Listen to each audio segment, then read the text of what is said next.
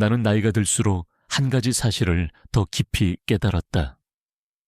한 사람의 말과 태도는 보이지 않지만 집과 조직의 운명을 바꾸는 보이지 않는 기운을 만든다. 이 말은 추상이 아니다. 나는 중동의 한 항구에서 빛에 달아오른 선박과 금속 냄새 속에서 그 실체를 뼈저리게 경험했다. 그날의 풍경은 지금도 내 머릿속에서 선명하다.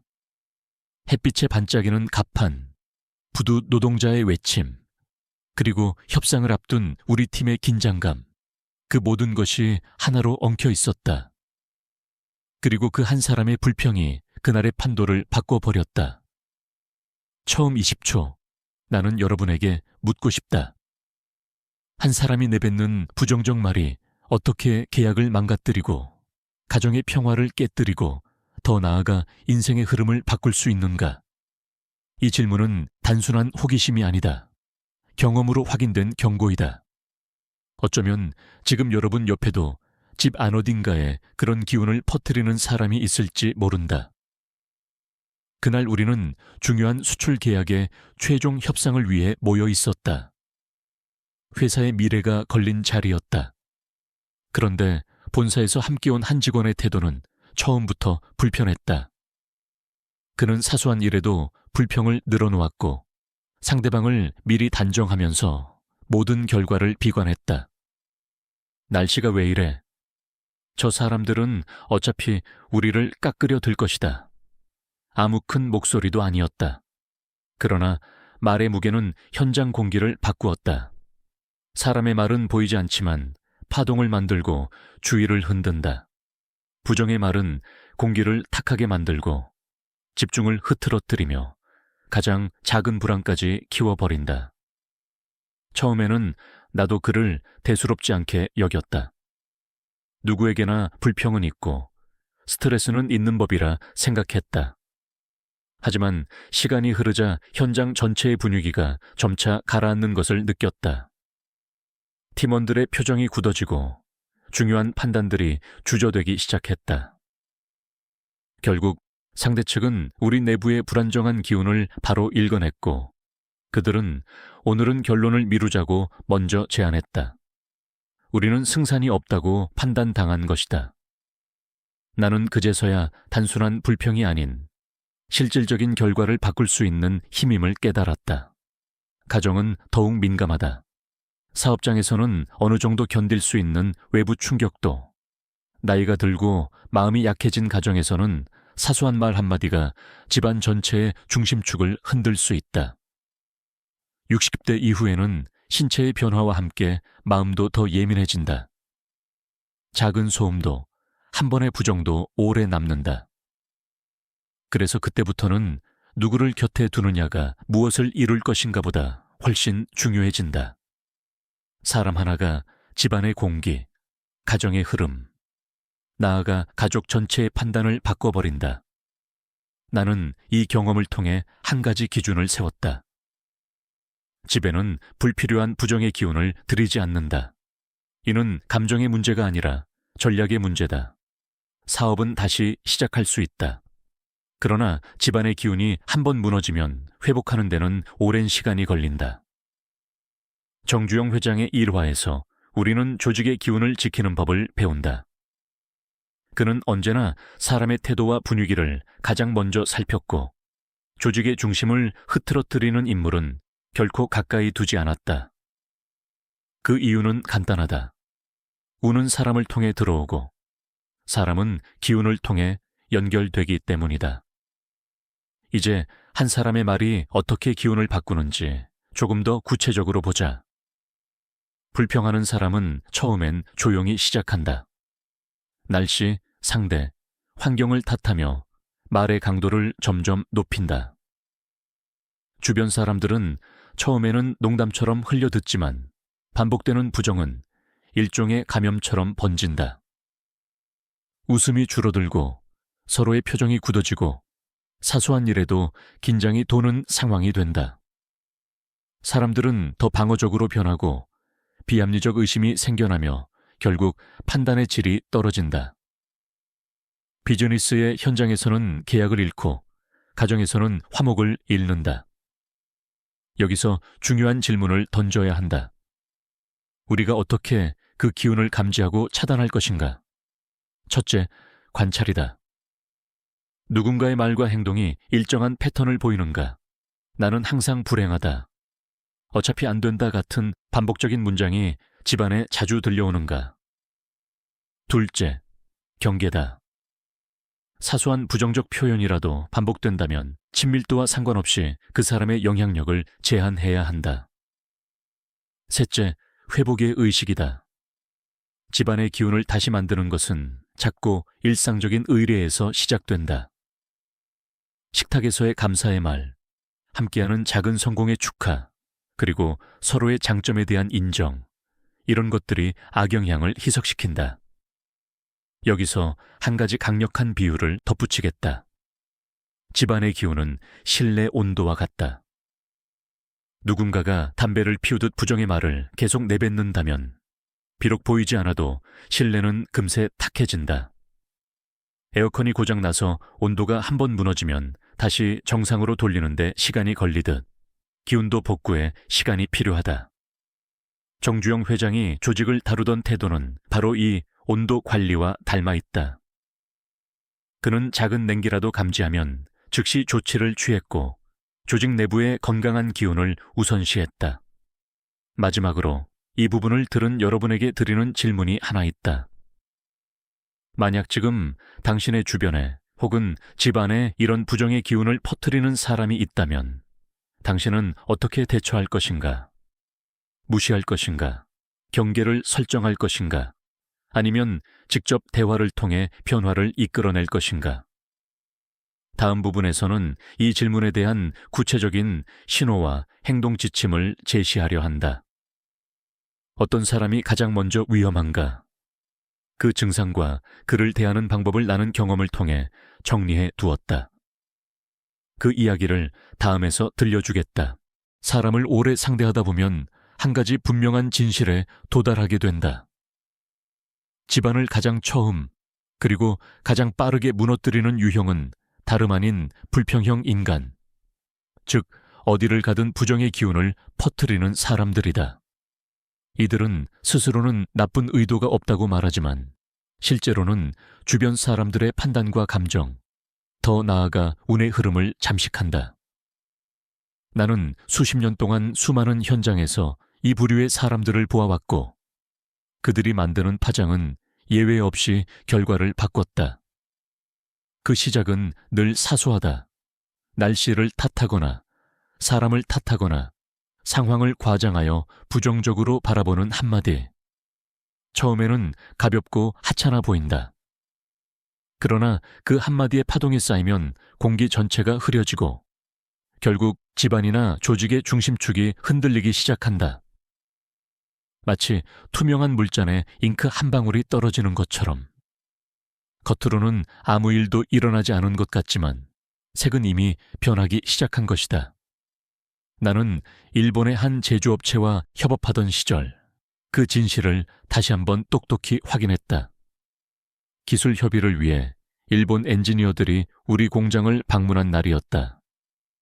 회의실에는 기계 진동이 희미하게 울리고 철 냄새가 섞인 공기가 고요하게 퍼져 있었다. 모두가 집중된 표정으로 자료를 보고 있었고 말 한마디조차 조심스러운 분위기였다. 그런데 우리 직원 한 명이 내 옆에서 낮은 목소리로 말했다. 사장님, 저 사람들은 원래 자기들 조건만 고집하는 사람들입니다. 해봐야 소용없지요. 그 말은 작고 조용했지만 마치 칼날처럼 공기를 가르고 지나갔다. 그는 회의가 진행되는 내내 표정 하나 변하지 않고 비관적인 말을 반복했다. 봐라, 결국 이럴 줄 알았다. 저 사람들은 절대 우리 편이 아니다. 팀원들의 표정은 서서히 굳어갔다. 작은 문제에도 과도하게 반응하는 사람들이 생겨났다. 사람들의 마음이 흔들리기 시작하면 조직은 눈에 띄지 않게 흔들린다. 회의가 끝난 뒤 일본 엔지니어 한 명이 내게 조용히 말했다. 회장님, 기술보다 분위기가 더 중요합니다. 분위기가 무너지면 누구도 합리적인 선택을 하지 않습니다. 그 말이 내 가슴을 깊게 찔렀다. 나는 그 순간 깨달았다. 불평은 단순한 말이 아니라 기운의 균열이다. 균열은 시간이 지나면 반드시 무너진다. 그리고 그 부정의 파동은 사업뿐 아니라 가정에서도 똑같이 작동한다. 이제 질문해야 한다. 왜 불평형 인간이 그렇게 위험한가? 첫째, 불평은 전염된다. 사람의 감정은 파동을 띈다. 특히 부정 감정은 양파 껍질처럼 쉽게 퍼진다. 가까이 있는 사람일수록 더 빨리, 더 깊이 영향을 받는다. 가정에서는 배우자와 자녀에게 가장 강하게 번진다. 둘째, 불평은 판단력을 약화시킨다. 부정적인 말은 뇌의 방어 반응을 끌어올리고 합리적 사고를 흐리게 만든다. 사업에서는 결정을 그르게 만들고 가정에서는 불필요한 갈등을 키운다. 셋째, 불평은 신뢰를 무너뜨린다. 사람들은 부정적인 말을 반복하는 이에게 점점 마음을 닫기 시작한다. 작은 오해도 커지고 아무 이유 없는 불안이 가족 안에 스며들게 된다. 여기서 패턴 인터럽트를 하나 던지겠다. 지금부터 30초 동안 여러분의 주변 사람 중 다음 질문에 해당하는 이가 있는지 떠올려보라. 어떤 상황에서도 먼저 부정적으로 해석하는가, 남의 성공을 폄하하거나 미래를 비관하는 말을 반복하는가, 문제 해결보다 문제 지적에 더 집착하는가, 가족 모임에서 공기 무겁게 만드는 말이 습관적인가, 자신은 힘들고 억울하다는 말만 반복하는가, 이 중 3가지 이상 해당되는 사람이 있다면 그 사람은 불평형 인간일 가능성이 크다. 이 유형의 사람을 집에 들이고 가까이 두는 것은 곧 집안의 흐름을 스스로 무너뜨리는 것이다. 가정은 특히 더 민감하다. 집이라는 공간은 마음이 쉬어가는 곳이고 에너지가 회복되는 곳이다. 그런데 여기에 불평형 인간이 드나들면 그 집은 더 이상 쉼터가 아니다. 아침마다 세상은 원래 불공평하다. 너는 어차피 안 된다. 요즘은 희망이 없다. 같은 말을 흘리고 간다면 그 기운은 벽에 스며들고 사람의 표정에 스며들고 결국 가족의 판단과 감정까지 흔들어 놓는다. 가정은 기운의 통로인데 그 통로를 부정이 막아버리면 운도 들어오지 못한다. 그렇다면 우리는 어떻게 해야 하는가? 첫째, 불평을 사실이 아니라 기운으로 바라봐야 한다. 둘째, 상대의 말을 그대로 받아들이지 말고 거리를 둬야 한다. 셋째, 집안에서는 반드시 긍정의 언어를 의식적으로 만들어야 한다. 작은 감사의 표현, 작은 칭찬, 작은 인정. 이 3가지는 부정의 기운을 약하게 하는 가장 강력한 장치다. 정주영 회장은 늘 말했다. 부정은 벽을 쌓는 것이 아니라 균열을 만든다. 이 말은 단순한 명언이 아니라 관계와 운의 본질을 꿰뚫는 말이다. 이제 여러분이 분명히 물을 것이다. 불평형보다 더 빠르고 더 깊고 더 집안을 무너뜨리는 사람은 누구인가? 다음 부분에서 그 실체를 하나씩 밝혀내겠다. 사람을 오래 상대하다 보면 불평형 인간보다 더 은밀하고 더 깊게 사람의 마음을 무너뜨리는 유형이 존재한다. 바로 계산형 인간, 즉 모든 관계를 이익의 저울로만 바라보는 사람이다. 이들은 처음에는 친절하고 다정하다. 도움을 주는 척하고 말을 잘 맞추고 배려하는 모습을 보인다. 그러나 시간이 지나면 그 친절의 바닥에는 단 하나의 기준만 남는다. 내게 이득이 되는가? 나는 이 유형의 사람을 수없이 보아왔고 그들이 조직과 집안을 어떻게 바꾸는지 직접 목격했다. 그 중에서도 가장 잊을 수 없는 장면은 어느 겨울 은행 본점에서 대출 협상을 하던 날이었다. 형광등 불빛이 차갑게 내려앉은 회의실. 창밖에서는 눈발이 흩날리고 있었고 나는 긴장된 마음으로 설명을 이어가고 있었다. 확장 공사가 한창이던 시기였고 자금 흐름 하나만 어긋나도 전체 사업이 흔들릴 수 있는 상황이었다. 그는 처음엔 정중한 미소를 지었다. 회장님, 저도 이 프로젝트가 잘 되길 바랍니다. 그러나 내가 프로젝트의 필요성과 계획을 설명하는 동안 그는 단 한 번도 내 눈을 보지 않았다. 그의 시선은 오직 조건표, 수치, 이익 구조에만 초점을 두고 있었다. 그리고 결정적인 순간이 왔다. 그는 종이를 탁 놓으며 낮은 목소리로 말했다. 조건을 조금 더 내주신다면 승인 가능합니다. 저희에게도 이득이 있어야 하지 않겠습니까? 그 말은 정중했지만 그 속뜻은 너무도 분명했다. 상생도 신뢰도 관계도 없었다. 오직 하나, 이익. 나는 그 순간 깨달았다. 계산형 인간은 협력자가 아니다. 거래의 대상일 뿐이며 관계를 유지하는 방식도 철저히 이해득실에 기반해 있다. 이런 사람이 집안에 들어오면 어떻게 될까? 처음엔 친절하고 다정해 보인다. 도움을 주고 말을 잘 맞추고 집안의 일에도 관심을 보인다. 그러나 시간이 지나면 모든 관계에 숫자가 개입한다. 이걸 도와주면 나한테 뭐가 돌아오지? 저 사람에게 잘해줘서 얻을 게 있을까? 나에게 이득이 없다면 굳이 할 필요가 있을까? 이 사고방식이 집안에 들어오면 신뢰는 금이 가고 가족들의 마음은 냉기로 덮인다. 가정이라는 공간은 본래 따뜻한 정으로 유지되는 곳이다. 단순 합리와 계산으로 유지되는 공간이 아니다. 정주영 회장은 생전에 이런 말을 자주 했다. 정이 없는 자는 조직을 이끌 수 없다. 숫자는 판단의 도구이지 관계의 기준이 아니다. 그는 사람을 판단할 때 항상 두 가지를 보았다. 능력보다 온기, 성과보다 진심. 왜냐하면 계산형 인간은 조직을 부서뜨리고 결국 스스로도 신뢰를 잃어 무너진다는 것을 알고 있었기 때문이다. 이쯤에서 여러분에게 질문을 하나 던지고 싶다. 여러분 주변에는 혹시 이런 사람이 있는가? 도움을 주는 듯하지만 사실은 이익을 계산하고 친절한 말 뒤에 목적이 숨어 있는 사람. 그 사람은 지금 여러분의 집안 공기를 서서히 차갑게 만들고 있는 중일지도 모른다. 여기서 잠시 패턴 인터럽트를 넣겠다. 계산형 인간을 구별하는 5가지 신호를 제시하겠다. 호의를 보이지만 반드시 대가를 기대한다. 도움을 줄 때 도움 자체보다 기억하라는 메시지가 강하게 묻어난다. 가족 간 일에도 자꾸 비교하고 이득과 손해를 따진다. 자신의 손해에는 극도로 민감하지만 타인의 수고에는 둔감하다.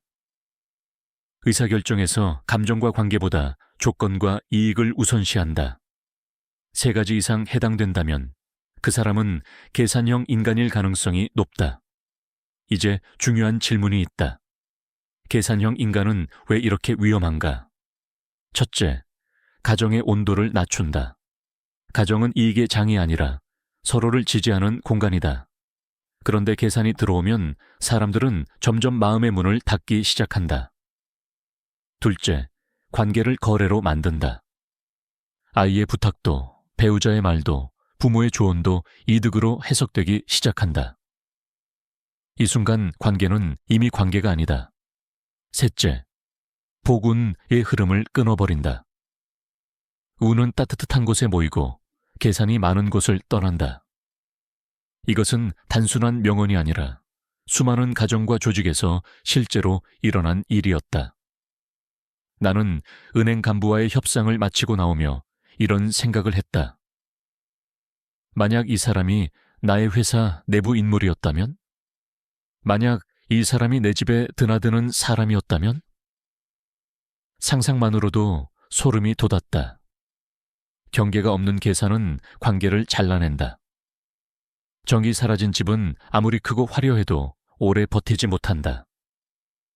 숫자로 운영되는 가정은 따뜻함을 잃고 따뜻함을 잃은 가정에는 기운이 들어오지 않는다. 여기서 중요한 구분을 해야 한다. 계산형 인간과 현명하게 판단하는 사람은 다르다. 전자는 사람을 숫자로 보고 후자는 상황을 숫자로 본다. 전자는 관계를 이익으로 해석하고 후자는 이익보다 신뢰를 우선시한다. 그렇다면 계산형 인간을 어떻게 다뤄야 하는가? 첫째, 거리를 둔다. 둘째, 조건이 아닌 원칙으로 대한다. 셋째, 의도적 경계를 만든다. 이 세 가지는 가족을 보호하는 기본적인 방패다. 이제 여러분에게 마지막으로 던질 질문이 있다. 불평형은 공기를 흐리고 계산형은 온기를 빼앗는다. 그렇다면 다음은 무엇인가? 사람의 에너지를 가장 빠르게 소모시키는 두 부류. 겉으로는 약해 보이고 선해 보이지만 실제로는 주변의 기운을 흡수해버리는 사람들. 다음 부분에서 그 실체를 이야기하겠다. 서보 사람을 평생 상대하다 보면 겉으로 약해 보이지만 실제로는 가장 빨리, 가장 깊게 주변의 기운을 소모시키는 두 유형이 있다.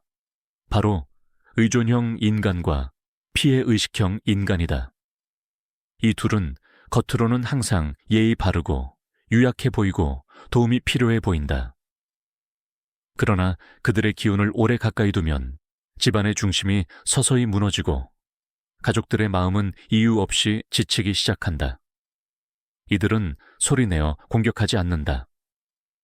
대신 조용히, 서서히, 그러나 확실하게 집안의 에너지를 빨아들인다. 나는 이 사실을 한 젊은 엔지니어를 통해 절절히 깨달았다. 기술 협력을 위해 여러 공장을 돌아다니던 시기, 그 엔지니어는 처음엔 성실하고 예의 바른 모습으로 나의 눈에 들었다. 말투는 점잖고 표정에는 언제나 약간의 미소가 걸려 있었다.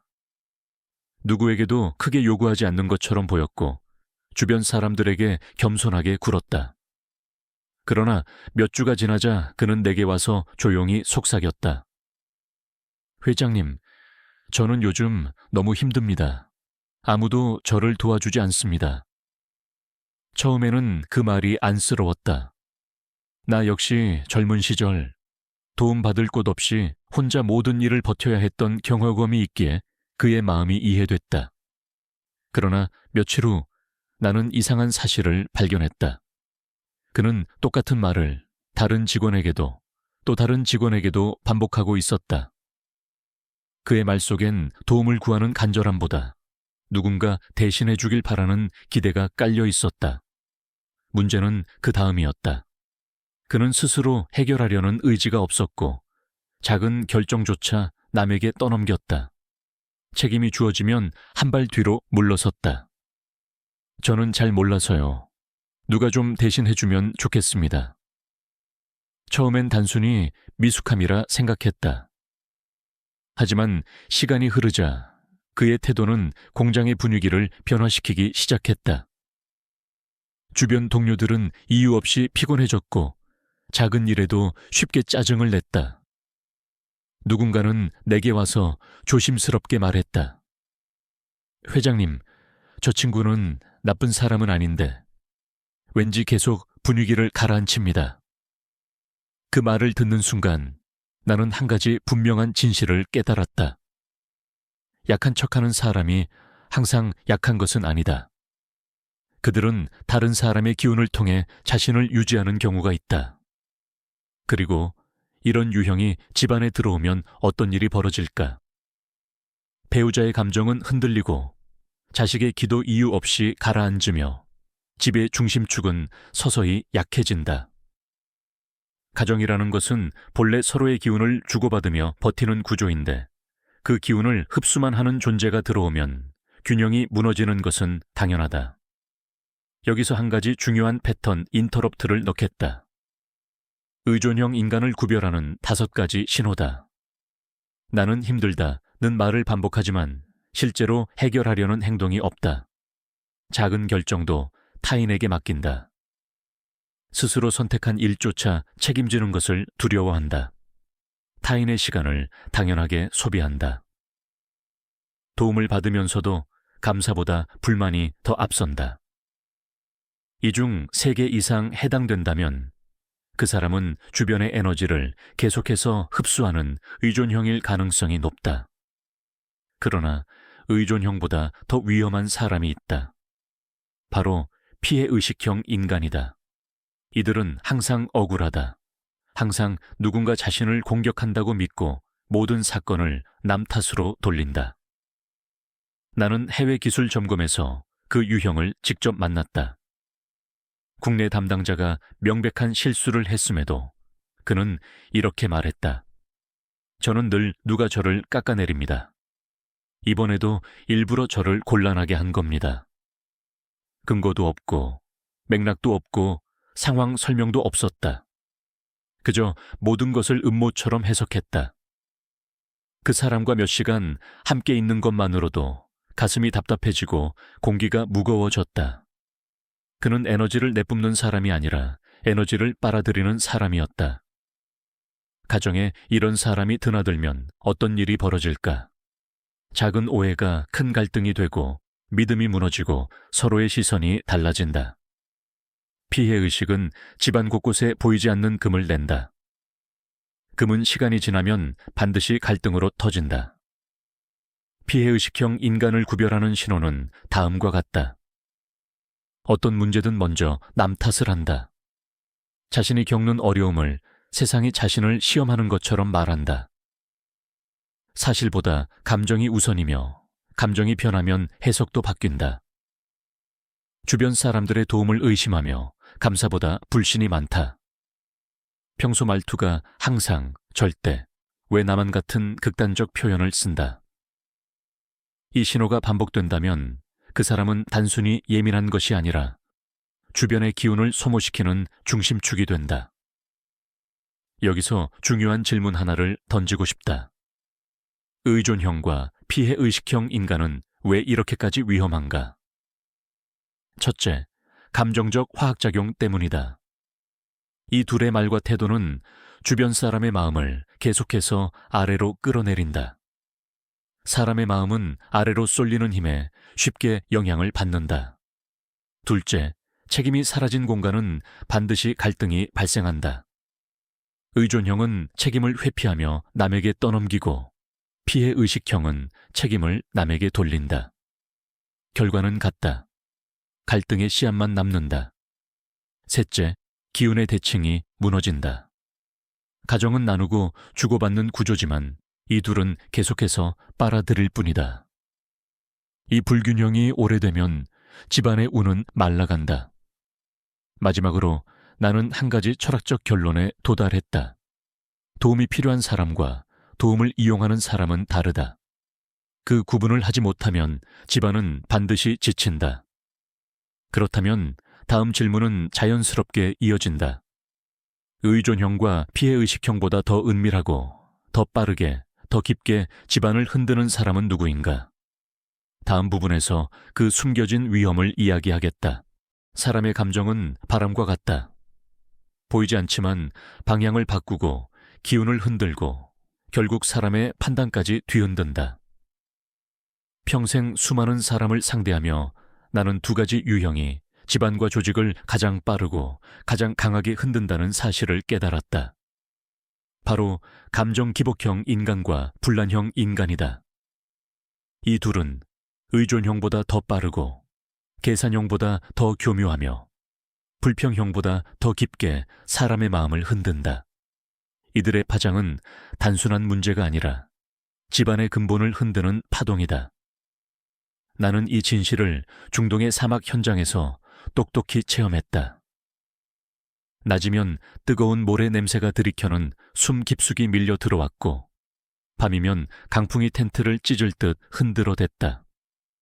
그 혹독한 환경 속에서도 우리는 침착함을 유지하며 임무를 수행하고 있었다. 그런데 팀 안의 감정 기복이 심한 한 명이 있었다. 그는 아침엔 하늘을 날 듯 의욕에 가득 차 있다가도 오후만 되면 짜증을 내고 저녁이면 모든 것을 포기한 표정을 지었다. 그의 감정은 하루에도 몇 번씩 요동쳤다. 처음엔 그저 스트레스를 많이 받는다고 생각했다. 하지만 시간이 흐르자 그는 한마디씩 던질 때마다 현장 전체의 공기가 흔들렸다. 이 프로젝트는 틀렸습니다. 저 사람은 나를 무시합니다. 오늘은 아무것도 하기 싫습니다. 이 한마디들은 사실이 아니라 감정이었다. 그러나 감정은 공기처럼 퍼져서 사람들을 휘감았다. 누구도 그의 기분을 예측할 수 없었고 모두가 눈치를 보기 시작했다. 감정 기복이 심한 사람은 주변 사람을 감정의 인질로 만든다. 팀원들의 집중력은 떨어지고 판단은 흐려지고 실수는 늘어났다. 결국 팀 전체의 흐름은 그 사람의 감정의 인질로 잡혀버렸다. 가정에서도 똑같다. 감정 기복이 심한 사람이 집을 드나들기 시작하면 가족은 편안함을 잃는다. 언제 화낼지, 언제 침몰할지, 언제 예민해질지 모르는 사람과 함께 있으면 누구도 마음을 열지 못한다. 집은 더 이상 안식처가 아니라 긴장이 감도는 공간이 된다. 이쯤에서 감정 기복형 인간을 구별하는 신호를 제시하겠다. 감정의 변화가 빠르고 크다. 작은 자극에도 과도하게 반응한다. 일이 잘 풀릴 때와 안 풀릴 때의 기준이 극단적으로 다르다. 자신의 감정 변화를 설명하기보다 타인 탓을 한다. 주변 사람의 기분까지 흔들어 놓는 말을 자주 한다. 3가지 이상 해당된다면 그 사람은 집안의 기운을 뒤흔드는 내부 폭풍일 수 있다. 하지만 이보다 더 위험한 유형이 있다. 바로 분란형 인간, 즉 갈등을 만들고 다니는 사람이다. 그들은 겉으로는 조용하고 친절해 보이지만 뒤에서는 사람과 사람 사이를 끊임없이 흔든다. 나는 그 유형 때문에 현장이 큰 혼란에 빠지는 것을 본 적이 있다. 사막의 한 저녁, 붉은 노을이 모래 언덕을 물들이고 있었고 우리는 하루 일을 마치고 식사를 준비하고 있었다. 그때 한 직원이 다급하게 달려왔다. 회장님, 누가 뒤에서 이상한 말을 하고 다닙니다. 서로를 못 믿게 만듭니다. 즉시 팀을 불러 확인한 결과 한 사람이 여러 사람에게 서로 다른 말을 퍼뜨리고 있었다. 저 사람은 당신을 싫어한다더라. 프로젝트 곧 깨질 거라고 하더라. 누가 당신 자리를 노린다더라. 근거 없는 말, 작은 비난, 조용한 속삭임. 그러나 그 작은 불씨가 모래바람처럼 번지기 시작했다. 사람들은 서로의 표정을 의심하기 시작했고 팀 전체가 흔들렸다. 그날 밤 단단했던 팀워크는 순식간에 금이 갔다. 분란형 인간은 직접 싸우지 않는다. 대신 다른 사람을 싸우게 만든다. 그들은 자신은 한 발 물러서며 뒤에서 불씨만 던진다. 그리고 빠져나간다. 피해는 다른 이가 감당하게 된다. 가정에서도 동일한 방식으로 작동한다. 분란형 인간은 부부 사이에 작은 의심을 심고 부모와 자식 사이에 불화를 만들고 친척들 사이에 불필요한 오해를 뿌린다. 한번 뿌려진 의심은 쉽게 사라지지 않는다. 말은 흔적을 남기기 때문이다.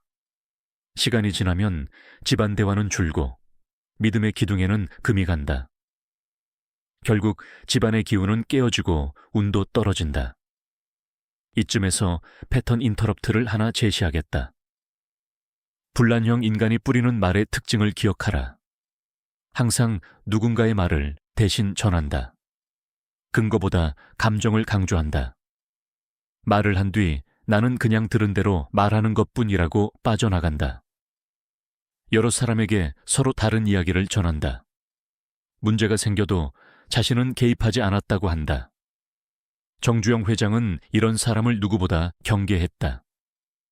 그는 조직의 중심을 지키기 위해 항상 분위기와 말의 흐름을 먼저 체크했다. 그리고 작은 분란의 기운이라도 발견하면 즉시 차단했다. 왜냐하면 분위기가 무너지면 아무도 합리적인 선택을 하지 못하기 때문이다. 감정 기복형과 분란형. 이 둘은 겉으로 조용해 보이지만 그 영향력은 가장 강력하고 파괴적이다. 한 사람의 감정 폭풍과 한 사람의 작은 말이 전체의 기운을 통째로 흔든다. 그렇다면 다음 질문은 자연스럽게 떠오른다. 감정과 말보다 더 깊고 더 위험하게 집안을 흔드는 유형이 있을까? 다음 부분에서 그 답을 이야기하려 한다. 사람을 오래 상대하다 보면 돈을 대하는 태도만큼 그 사람의 깊은 본질을 드러내는 것이 없다. 특히 나이가 들수록 나는 한 가지 사실을 인정하지 않을 수 없었다. 돈을 가볍게 여기는 사람, 특히 빚을 가볍게 생각하는 사람은 집안의 운을 누구보다 빠르게 무너뜨린다는 것이다. 이들은 돈을 단순히 지금 필요한 수단 정도로 여기며 신용을 책임이 아니라 일종의 도구로 간주한다. 그러나 돈의 흐름은 물과 같아서 물길 하나만 잘못 나면 땅 전체가 침식된다. 집안도 똑같다. 작은 균열 하나가 수년간 쌓아온 기반을 송두리째 흔들어 버린다. 나는 이 진실을 생애 가장 아찔했던 순간에서 배웠다. 해외 확장 사업을 추진하던 시절, 외부 자금이 필요해 몇 군데 은행의 심사를 받던 때였다. 그 해 겨울, 새벽 눈이 도로 위에 얇게 깔려 있었고 나는 미끄러지듯 천천히 은행 본점에 도착했다. 회사의 프로젝트가 여러 방향으로 동시에 진행되고 있었기에 작은 지출 하나, 작은 흐름 하나가 전체 균형을 흔들 수 있었다. 그런데 그 시기에 내 곁에 있었던 한 인물이 문제였다. 그는 평소엔 성실하고 말도 온화했다. 일을 곧잘 해내는 사람이었고 믿음직하다고 생각했다. 그러나 돈을 다루는 방식이 지나치게 가벼웠다. 호 회장님, 돈이란 어차피 빌리고 또 갚으면 됩니다. 잠깐 막히면 다음에 또 빌리면 되는 거죠. 그 말은 처음엔 단순한 관점 차이로 들렸다. 그러나 시간이 지나자 그의 말이 얼마나 위험한지를 깨닫게 되었다. 그는 대출을 책임 없이 늘리고 필요하지 않은 지출까지 당연하다는 듯 승인받으려 했다. 문제는 장부와 기록에서도 드러났다. 숫자가 맞지 않아도 그는 태연히 말했다. 어차피 돌아가는 겁니다. 숫자란 건 맞추면 됩니다. 그 말은 나를 얼어붙게 했다. 숫자를 맞추면 된다. 그것은 돈을 현실이 아닌 일종의 장난 도구로 보는 사고방식이다. 나는 곧 사고가 터질 것임을 직감했다. 결국 예상대로였다. 금융기관의 최종 확인 과정에서 그가 관리하던 지출 내역 일부에 심각한 문제가 드러났고 이미 승인 직전까지 갔던 대출은 보류되었다. 은행 담당 간부는 내게 조용히 말했다. 회장님, 내부 신용관리가 허술하다는 인상을 받았습니다. 이건 돈의 문제가 아니라 신뢰의 문제입니다. 그 말은 내 가슴을 깊이 찔렀다. 신뢰라는 단어는 돈보다 더 무거운 것이며 한 번 무너지면 회복하기 어렵다. 그날 밤 나는 혼자 사무실에 앉아 생각에 잠겼다. 사람 하나의 작은 태도, 그 작은 구멍이 회사 전체의 흐름을 흔들 수 있다면 집안에서는 어떨까? 집의 빚을 가볍게 말하는 사람이 드나들면 어떤 일이 벌어질까? 조금만 빌리면 된다. 이 정도는 괜찮다. 지금 쓰고 나중에 갚으면 된다. 이 말들은 겉으로는 가벼운 조언 같지만 가정의 긴장감을 무너뜨리는 첫 번째 균열이다. 가족들은 경계를 잃고 소비는 느슨해지고 조그만 누수들이 반복되며 결국 큰 구멍이 된다. 돈은 단순한 숫자가 아니다. 돈은 신뢰이고 습관이고 흐름이다. 흐름이 한번 어긋나면 다시 돌려놓는데 긴 시간이 필요하다. 여기서 패턴 인터럽트를 하나 제시하겠다. 빚을 가볍게 여기는 사람을 구별하는 5가지 신호다. 빚을 일시적 수단으로만 생각한다. 비용보다 지금 당장의 필요를 더 강조한다. 기록과 장부에 둔감하거나 대충 처리한다. 돈 문제가 생기면 다음에 맞추면 된다고 말한다. 소비가 감정에 따라 흔들린다. 3가지 이상 해당된다면 그 사람은 주변의 신용과 흐름을 흔드는 위험한 유형일 가능성이 높다. 정주영 회장은 생전에 이런 말을 했다. 돈이란 물과 같다. 흐름을 막으면 썩고 흐름을 가볍게 보면 흘러내린다. 이 말은 사업뿐 아니라 집안에도 똑같이 적용된다. 가정의 경제는 소리가 나지 않는다.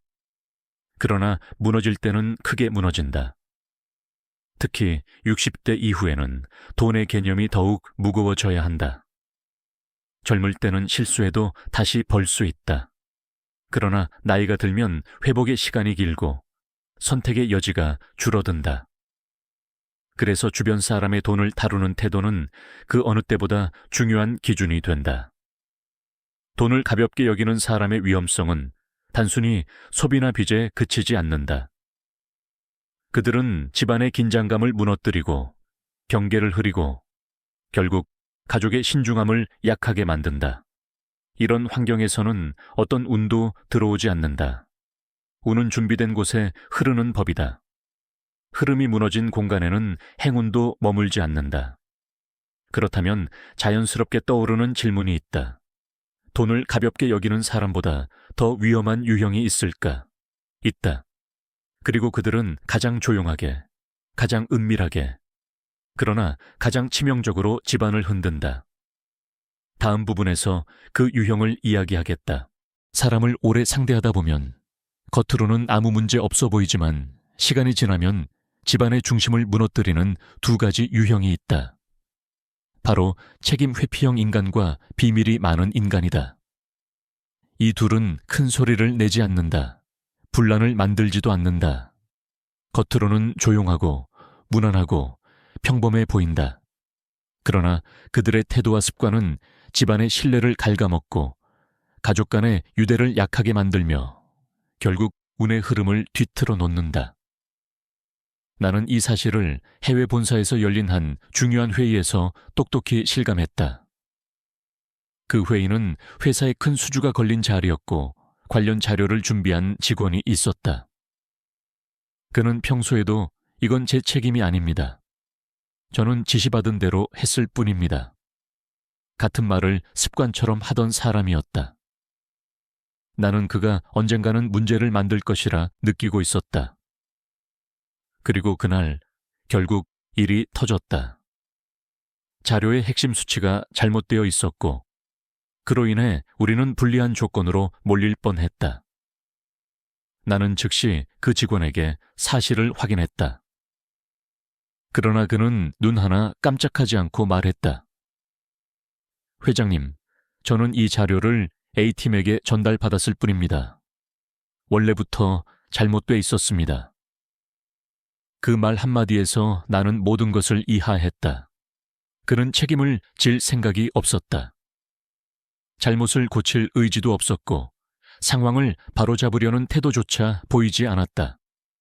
그저 모든 책임을 다른 사람에게 떠넘기며 자신을 보호하려 했다. 그 순간 나는 깨달았다. 책임을 회피하는 사람은 실수보다 더 큰 재앙을 만든다. 왜냐하면 책임을 회피하는 사람이 하나라도 존재하면 그 주변에 있는 사람들까지 책임을 서로 미루기 시작하기 때문이다. 책임이 사라지는 순간 신뢰는 붕괴되고 갈등은 깊어진다. 집안도 마찬가지다. 가정에 책임 회피형 인간이 드나들면 어떤 일이 벌어질까? 부부간에 작은 문제가 생겨도 그건 내 잘못이 아니다. 가족 간에 의견 충돌이 생겨도 나는 한계 없다. 갈등의 화살은 서로에게로 향하고 마침내 가족은 서로를 원망하게 된다. 책임 없는 언어는 집안의 기운을 무너뜨리는 독과 같다. 여기서 패턴 인터럽트를 하나 제시한다. 책임 회피형 인간을 구별하는 신호다. 문제가 생겼을 때 먼저 해명부터 하고 해결은 나중이다. 자신의 선택을 자신의 말로 설명하지 못한다. 잘못을 인정하는 속도가 지나치게 느리다. 항상 다른 사람 또는 상황을 언급하며 자신을 보호한다. 나는 지시받은 대로 했다는 말을 자주 한다. 이 중 3가지 이상 해당한다면 그 사람은 조용히 집안을 무너뜨릴 위험이 있는 유형이다. 그러나 이보다 더 위험한 부류가 있다. 바로 비밀이 지나치게 많은 사람이다. 나는 내부 감사 과정에서 이 유형의 위험성을 깨달았다. 어느 날 사업 진행 중 이해되지 않는 지출 흔적을 발견해 담당자를 불렀다. 그는 당황한 기색을 숨기려 했지만 끝까지 이유를 감추려 했다. 회장님, 나중에 설명드리겠습니다. 지금은 말씀드리기 어렵습니다. 그의 말은 단순한 변명이 아니었다. 그는 이미 진실을 숨기고 있었다. 설명을 미루는 사람, 이유를 감추는 사람. 나는 수십 번의 경험을 통해 알고 있었다. 이런 사람은 반드시 문제를 만든다. 비밀이 많다는 것은 그 자체로 불투명한 기운을 만든다. 가정에서도 똑같다. 비밀은 작은 그림자처럼 시작되지만 시간이 지나면 벽 전체를 어둡게 만든다. 비밀이 많아지면 사람들은 서로를 의심하기 시작한다. 의심은 갈등을 만들고, 갈등은 신뢰를 무너뜨리고, 신뢰가 무너지면 집안의 기운은 흐트러진다. 비밀형 인간을 구별하는 신호는 다음과 같다. 사소한 일에도 설명을 회피한다. 말의 앞뒤가 일관되지 않다. 질문하면 나중에 또는 말하기 어렵다고 말한다. 작은 비밀들을 여러 개 쌓아두는 경향이 있다. 이유를 밝히면 될 일을 굳이 숨기려 한다. 3가지 이상 해당하면 그 사람은 집안의 안정성을 가장 깊게 흔드는 유형일 수 있다. 정주영 회장은 생전에 이렇게 말했다. 책임을 피하는 사람은 관계를 부수고 비밀이 많은 사람은 마음을 어둡게 한다. 이 말은 단순한 경고가 아니라 수십 년 현장에서 체득한 진리다. 여기서 중요한 질문이 떠오른다. 책임 회피형과 비밀형을 어떻게 다뤄야 하는가? 첫째, 명확한 경계를 설정해야 한다. 둘째, 사실 기반 대화를 요구해야 한다. 셋째, 반복되는 회피나 숨김이 있다면 거리를 둬야 한다. 가정은 정으로 유지되지만 신뢰가 없으면 정 역시 오래 남지 못한다. 그렇다면 자연스럽게 다음 질문이 생긴다. 이렇게 많은 위험 유형들이 있는데 그중 가장 깊고 가장 치명적으로 집안을 무너뜨리는 마지막 유형은 누구인가? 다음 부분에서 그 최종 경고를 이야기하겠다. 인생을 오래 살다 보면 사람 사이에는 반드시 지켜야 할 선액션이 있다는 것을 절감하게 된다. 거리감, 역할, 말의 범위, 감정의 경계. 이 보이지 않는 선들이 관계를 건강하게 유지하고 가정의 평온을 지켜주는 울타리가 된다. 그런데 이 선을 넘는 사람이 있다. 처음엔 친절하고 다정하고 정이 많은 것처럼 보인다. 그러나 시간이 지나면 그 친절은 지나치고 그 다정함은 간섭으로 변하며 결국 가족의 마음 깊숙한 곳까지 침투한다. 나는 이런 유형을 경계 없음형 인간, 즉 선을 지키지 못하는 사람이라고 부른다. 이 유형은 그 어떤 위험보다도 깊게 그리고 치명적으로 집안을 흔든다. 왜냐하면 그들은 관계의 뿌리를 건드리기 때문이다. 나는 이 유형의 파괴력을 한 지방 현장에서 직접 목격했다. 겨울이었다. 공사 현장은 바람이 거세게 몰아치고 있었고 하청업체 대표 한 명이 우리와 함께 있었다. 그는 능력도 좋고 성격도 밝고 말도 잘했다. 현장 사람들과 금방 친해지는 타입이었다. 직원들에게 음식을 챙겨주고 퇴근 후엔 술자리를 만들어 배려하는 모습을 보였다. 모두가 그를 좋은 사람이라고 평가했다. 그러나 시간이 조금씩 지나자 기이한 현상이 벌어졌다. 그는 사람들 사이에 지나치게 깊숙이 파고들었다. 개인사까지 묻고 가족 이야기를 캐묻고 사소한 고민들까지 모두 개입하려 했다. 처음에는 배려처럼 보였지만 그 선은 점점 넓어지고 깊어졌다. 아들 교육은 제가 아는 방식이 더 좋습니다. 부부 사이에는 이런 방식이 정답입니다. 집 문제는 제가 아는 사람에게 맡기십시오. 그 말들 하나하나는 조언처럼 들리지만 사실은 선의 침범이었다. 그는 자신이 전문가인 것처럼 모든 문제에 개입하기 시작했다. 사람들은 처음엔 편하다고 느꼈다. 그러나 어느 순간부터 그에게 의지하기 시작했다. 그리고 그 의지는 집안의 중심을 흔들기 시작했다. 나중에서야 알게 된 사실이 있다. 그는 여러 사람에게 서로 다른 조언을 하며 사람들의 관계를 흔들고 있었다.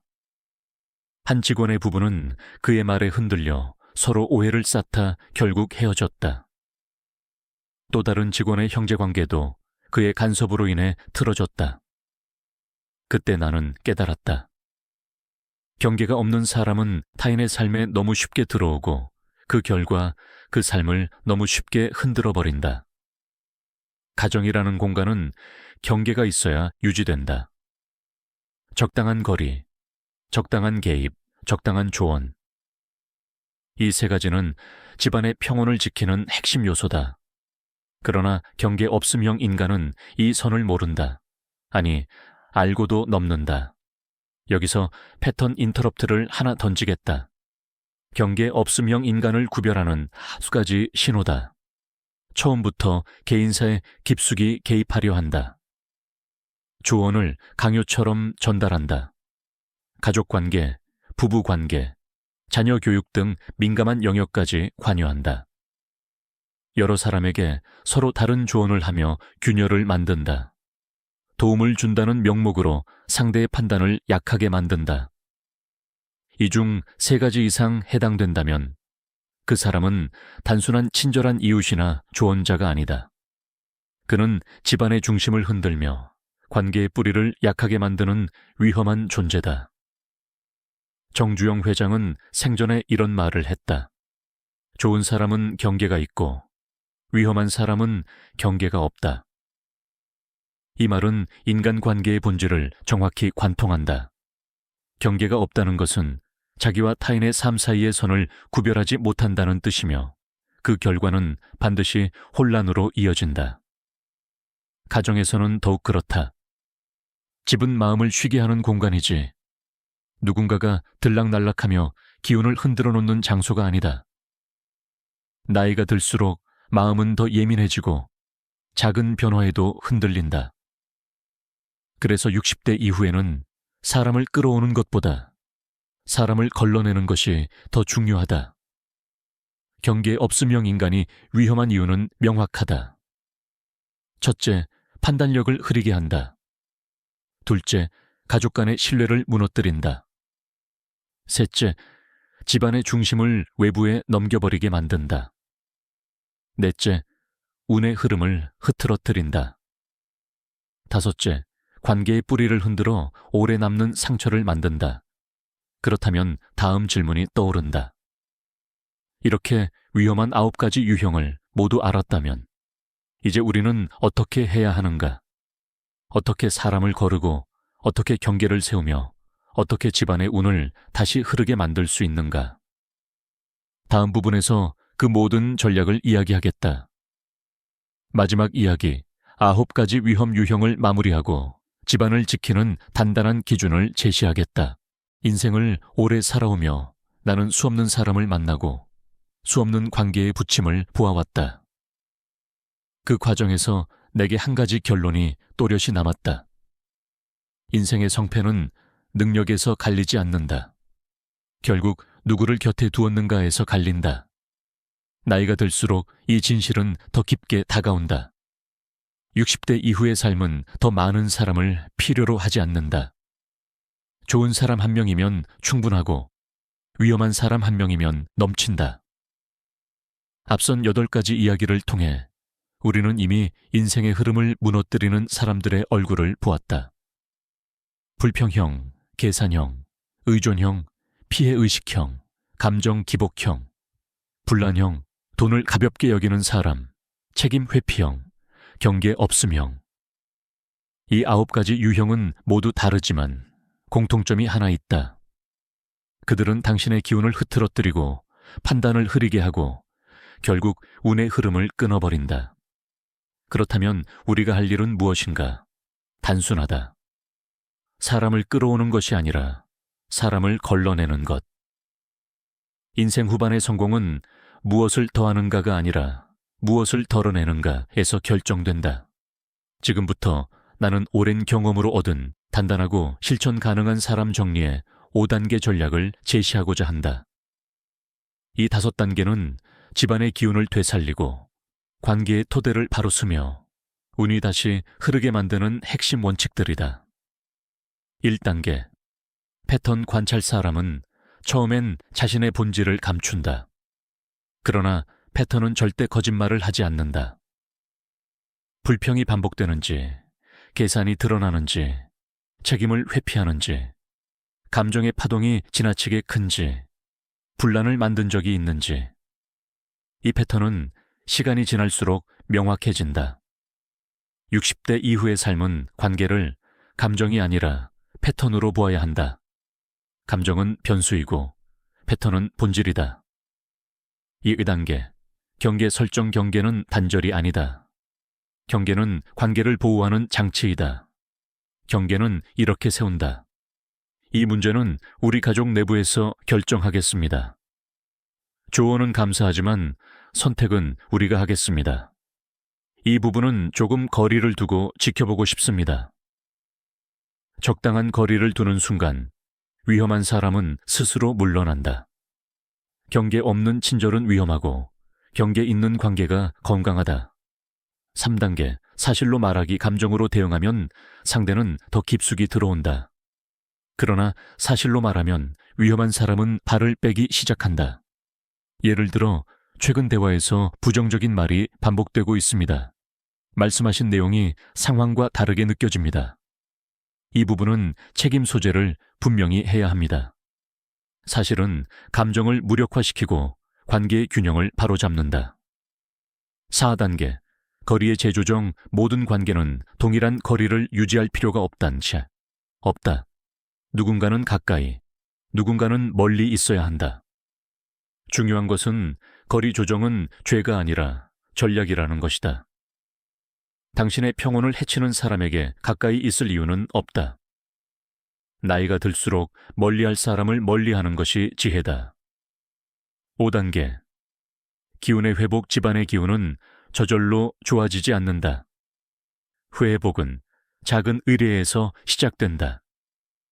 가족끼리의 짧은 식사 감사의 말 한마디, 사소한 성공을 함께 축하하는 시간, 정기적으로 공간을 정리하는 습관, 이 작은 의례들이 쌓이며 집안의 파동이 달라진다.